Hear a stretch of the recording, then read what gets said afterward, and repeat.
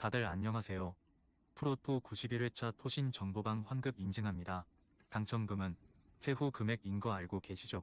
다들 아시겠지만 한 경기 취소되어 당첨금이 반토막 났지만 그래도 당첨 모두 축하드리며 오늘 경기도 분석 시작해보겠습니다. 금일 첫 번째 경기 아스날 대 브라이턴 분석 시작해 보겠습니다. 최근 아스톤 빌라를 2-0으로 제압하며 중요한 승점을 쌓고 있다.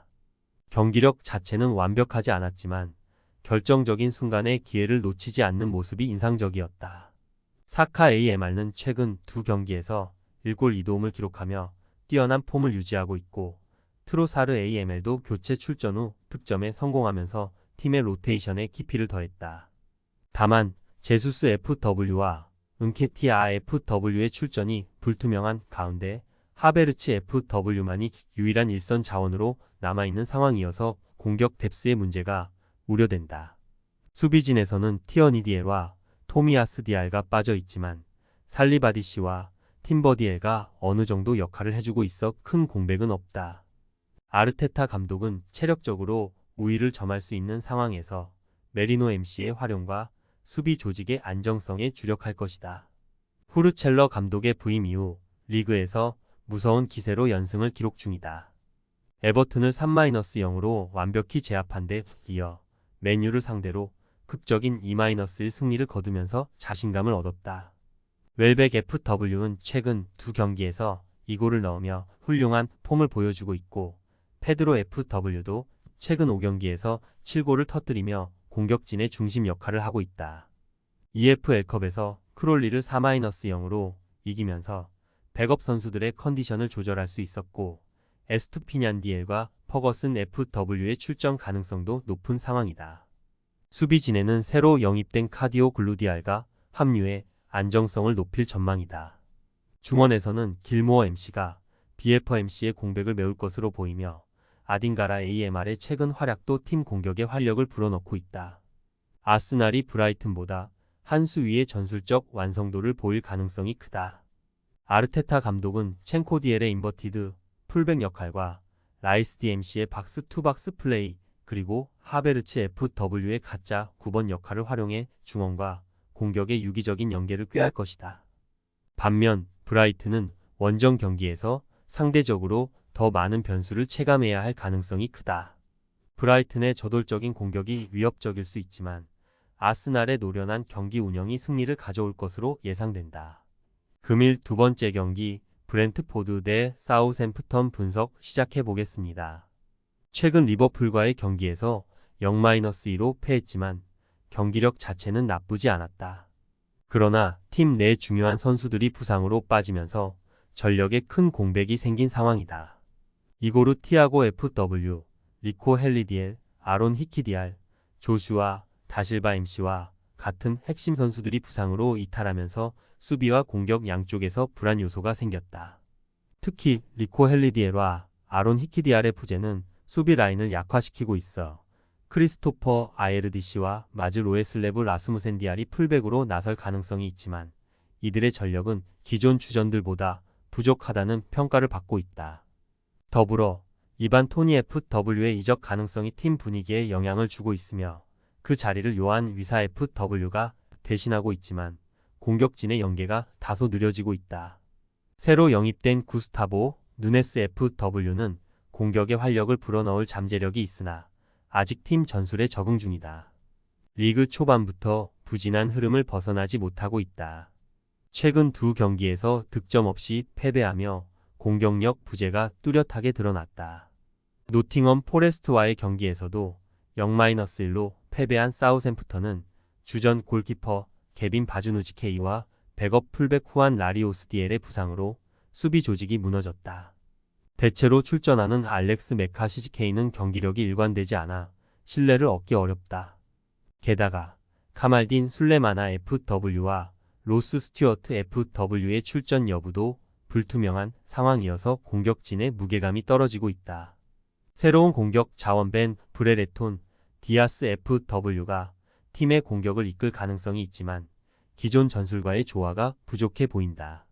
루벤 셀레스 감독은 빠른 역습과 좁은 공간에서의 패스를 통해 공격을 시도하고 브렌트포드는 수비 라인의 공백과 주력 공격수의 이적 가능성으로 인해 안정적인 경기 운영이 어려운 상황이다. 하지만 사우샘프턴의 공격력 부재와 수비 조직의 불안정성을 고려할 때 브렌트포드가 상대적으로 우위를 점할 가능성이 크다. 그러나 두 팀 모두 전력의 공백이 커서 득점이 많이 나지 않을 경기로 예상된다. 금일 세 번째 경기 에버턴 대 본머스 분석 시작해 보겠습니다. 시즌 초반부터 최하위로 떨어지며 어려운 시기를 보내고 있다. 브라이튼과 토트넘에게 연속으로 대패하며 득점 없이 패배한 이후 수비와 미드필드 조합에 문제가 드러나고 있다. 주전 센터백인 브랜스웨이트 디시가 부상으로 장기 이탈하면서 그 자리를 킨디시 대신하고 있지만 반응과 폼이 떨어진다. 우측 풀백 패터슨 디알도 부상으로 빠진 상황에서 노장 콜먼 디알이 대신 나서야 하는 상황이다.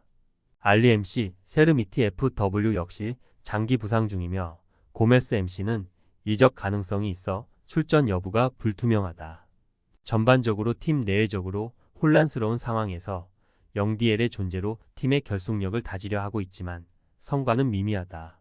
다이치 감독은 수비적인 4-4-2 포메이션을 통해 조직적 수비를 지향하지만 첫 실점 이후 빠른 대처가 미흡한 모습을 보인다.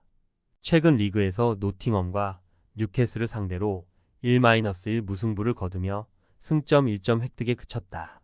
이후 웨스트햄과의 리그컵에서는 0-1로 석패하며 아쉬운 결과를 낳았다. 팀의 주요 공격 자원인 우날 FW, 아담스 DMC, 브룩스 AMR가 부상으로 이탈한 가운데 공격 전개가 원활하지 않다. 에런스 디아와 크리스 메팜 DC의 출전 여부도 불투명한 상황이며 필립 빌링 MC 역시 부상 가능성으로 인해 출전이 불확실하다. 이러한 부상자들로 인해 이라올라 감독의 전술적 선택에 제약이 생기고 있으며 팀의 전력을 조정하기 위해 로테이션을 활용하고 있다. 아직까지 공격진의 파괴력을 회복하는 데 어려움을 겪고 있으며 빠른 역습과 측면 수비가 주요 전략으로 떠오르고 있다. 최근 첼시로부터 임대 영입한 케파지케이가 수비 조직의 안정성을 약간이나마 높일 수 있을 것으로 기대된다.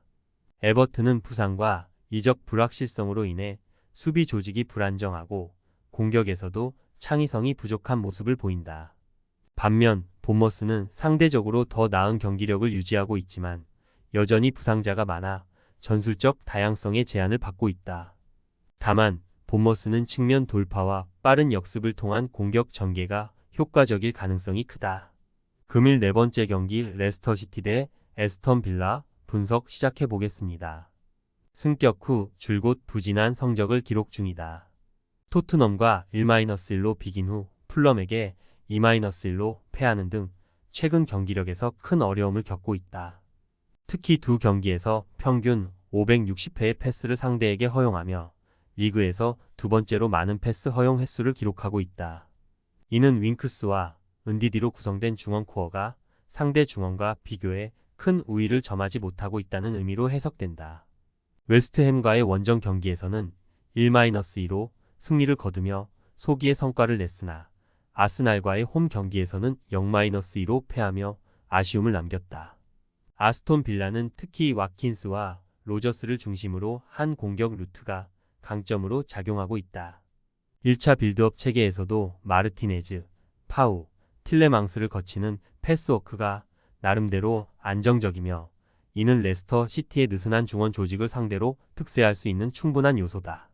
아스톤 빌라의 우세가 예상된다.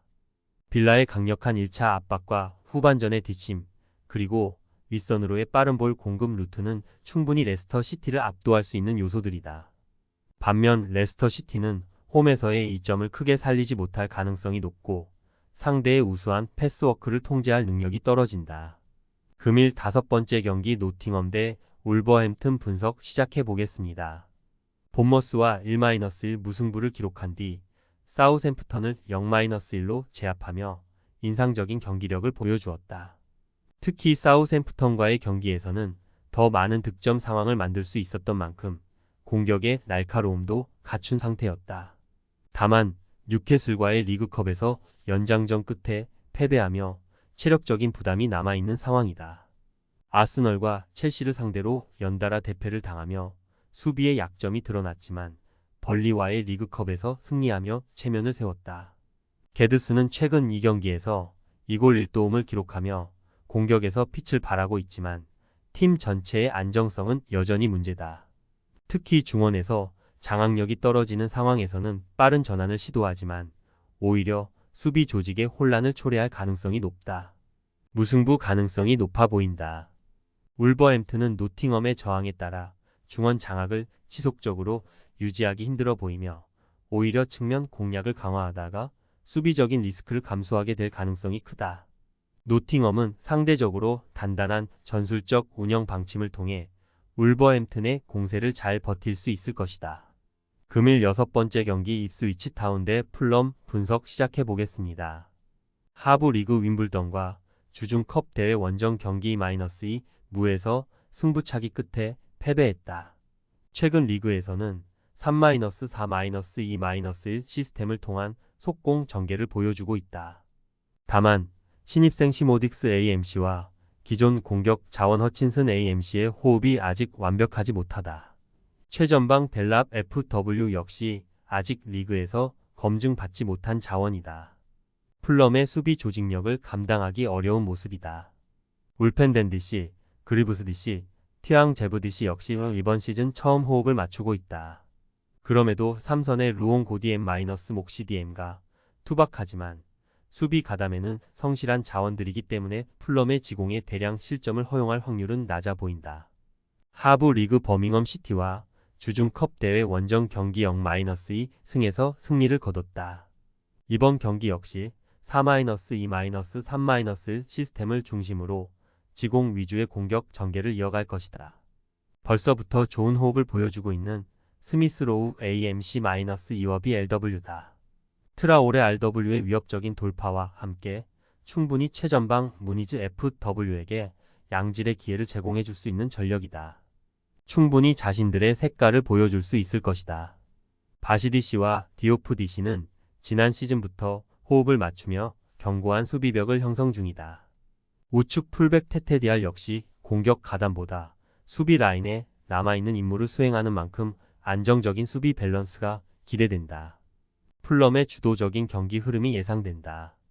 입스위치는 풀럼의 배후 공간을 공략할 만한 카드가 너무나도 부족하다. 결국 풀럼의 1-2선 자원들이 유기적인 플레이를 통해 입스위치의 밀집 수비 공략에 성공할 것이다. 토신 최종 조합은 영상 아래 고정 댓글로 말 걸어주시면 토신 정보방에서 무료로 공유해드립니다. 제발 손해보면서 토토하지 말고 다같이 웃으면서 즐겁게 베팅합시다. 함께 하실 분들은 부담 갖지 마시고 편하게 말 걸어주세요.